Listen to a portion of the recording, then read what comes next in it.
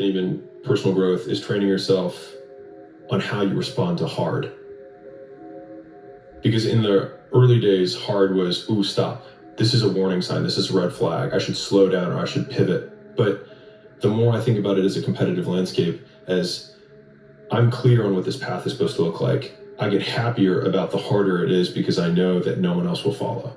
And I think if you can shift from this is hard to no one else will be able to do this, then it flips from being this thing that you're like, oh, poor me, to oh, poor everyone else who's going to have to fucking try. Find something difficult to do. You need that. You're not built for comfort or pleasure. Like if that comes along, good. You know, if you have a day where you're comfortable and there's some things around you that give pleasure, have some sense and enjoy it. But don't be thinking that's what your life is aimed at.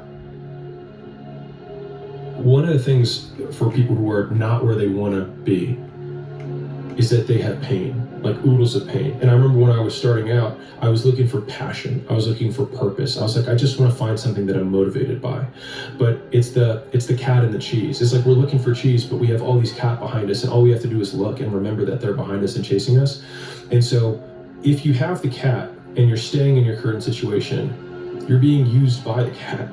Right? You're being used by the business owner who, it doesn't treat you well and is, and you're in this job that you don't really want to be in, right? Or you're being used by the situation in the context of the relationship that you're in with the girl that you're like not that into, right? Versus saying like, this is terrible.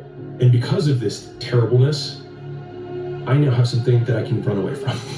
And then like, rather than not looking at the knife or trying to take painkillers to not feel the pain, like completely sobering up, taking the knife and twisting it in your own heart and being like, I'm gonna fucking do something about this. It's not avoiding pain, it's choosing from the very beginning the alchemy, which is like you have these terrible situations. It's like, and you have the opportunity to turn them into magic and skip or shortcut all the growth you're going to have in a really short period of time simply by twisting the knife and being like, I'm going to do something about it. If you do what is easy, complain about your situation, your circumstances. If you do what is easy, stand around and be a volunteer victim like everybody else. If you do what is easy, surrender and give up on your dreams, become depressed and bitter and angry. Anybody can do that. If you do what is easy, your life will be hard.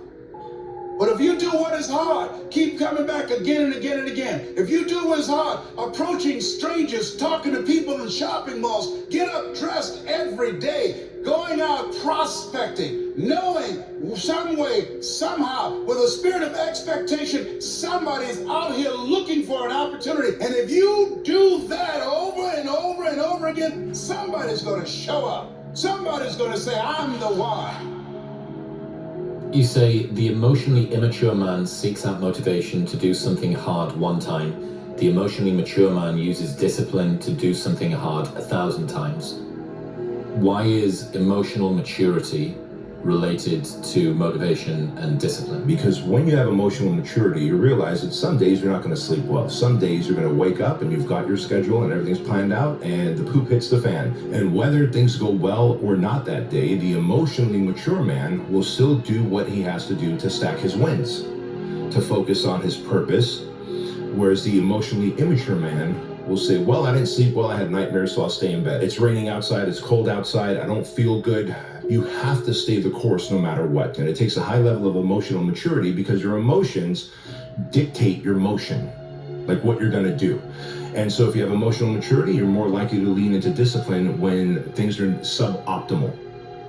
If you lack emotional maturity, then how you feel determines what you do next, which is very damaging to outcome-driven humans. It's easy to give up. It's the easiest thing in the world to do. All right, man, I'm done. I ain't going. I ain't gonna keep going. I don't feel like going to work.